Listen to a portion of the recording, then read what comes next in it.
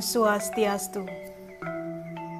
Halo teman-teman semua, selamat datang di video Ambasari Alum Lajah Basa Aksara Miwah Sastra Bali. Pada video kali ini, saya Ayus akan menemani teman-teman semua dalam belajar aksara Bali. Aksara Bali sebenarnya sangat mudah teman-teman, jadi semangat terus ya belajarnya. Pada video sebelumnya, kita sudah belajar mengenai penganggit tengenan, yaitu adak-adak dan surang. Sekarang kita lanjutkan lagi membahas penganggit tengenan yang belum kita bahas sebelumnya. Apa itu teman-teman? Ya, betul, bisah dan cecak. Pertama, bisah bersuara H terletak di akhir aksara sejajar dengan aksara. Misalnya kata bayah.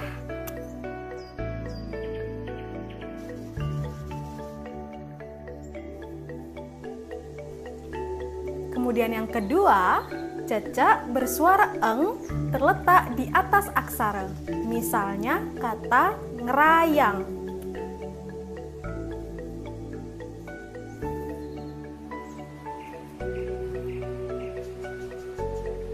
Mari kita mulai dari bisah.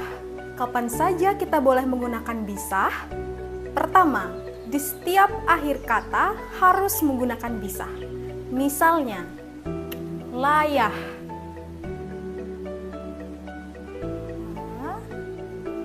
Ya, bisah. Kedua, ngayah.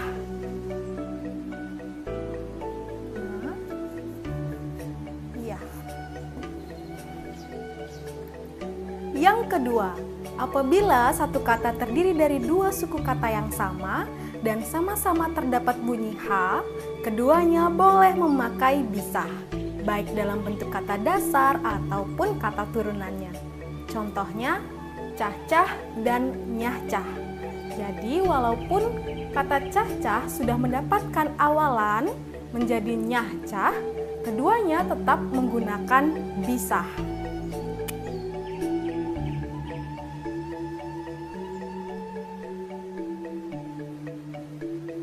Cah,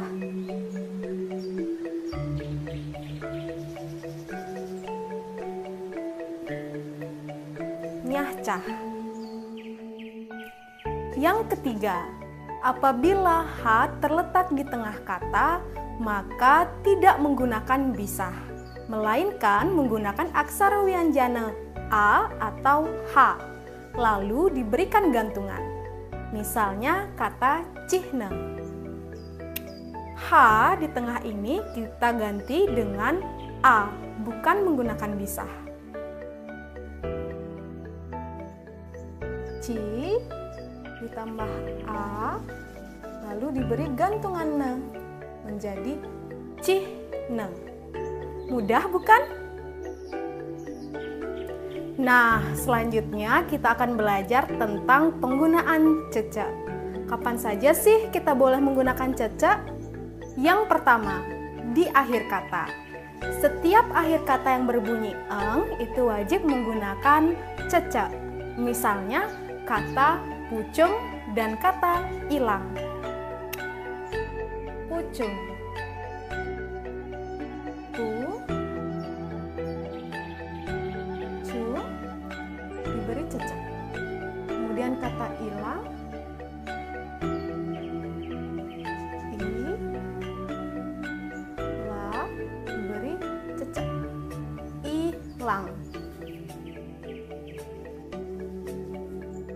Yang kedua, apabila satu kata terdiri dari dua suku kata yang sama dan sama-sama terdapat bunyi eng, keduanya boleh memakai cecak, baik dalam bentuk kata dasar ataupun kata turunan. Misalnya, congcong dan nyongcong. Walaupun kata congcong sudah mendapatkan awalan menjadi nyongcong, tetap menggunakan cecak.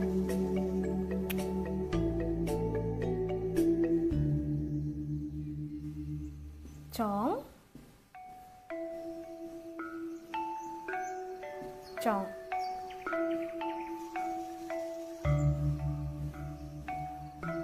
Nyong, cong. Seperti ini. Yang ketiga, cecek digunakan di tengah kata untuk menghindari pasang aksara tumpuk tiga. Contohnya angklung dan jungkling. Untuk menulis angklung, kita harus menggunakan cecek di bagian eng yang pertama. Contohnya seperti ini. Ang,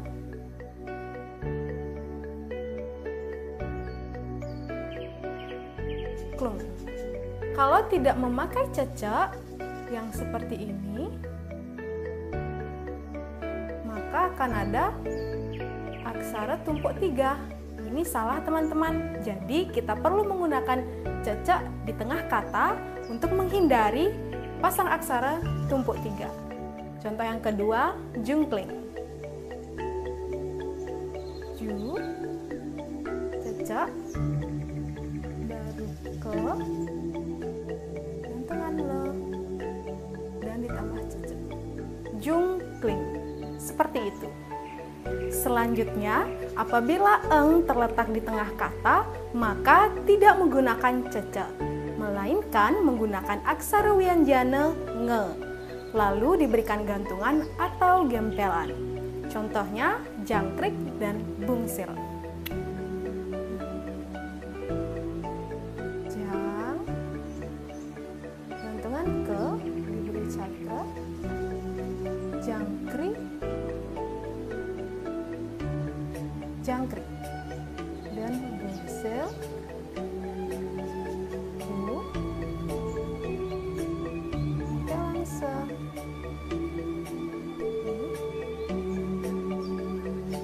bungsir. Seperti itu.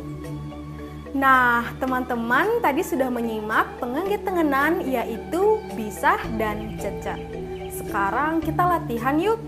Siapkan satu kertas kosong untuk menulis jawaban teman-teman. Sudah siap? 1, 2, 3. Ini dia. Di layar sudah ada 10 kata yang harus disalin ke aksara Bali. Pause video ini dan silakan tulis jawaban teman-teman. Bila sudah selesai, mari kita cek apakah jawaban teman-teman sudah benar atau masih ada yang salah. Ini dia jawabannya. Bagaimana? Semua sudah benar kan? Wah, teman-teman hebat sudah belajar aksara Bali hari ini. Jangan lupa berlatih di rumah ya teman-teman. Kalau ada pertanyaan, boleh banget kirim ke sosial media Bahasa Bali Wiki di bawah ini. Sampai jumpa di video part selanjutnya. Om Santi Santi Santi Om.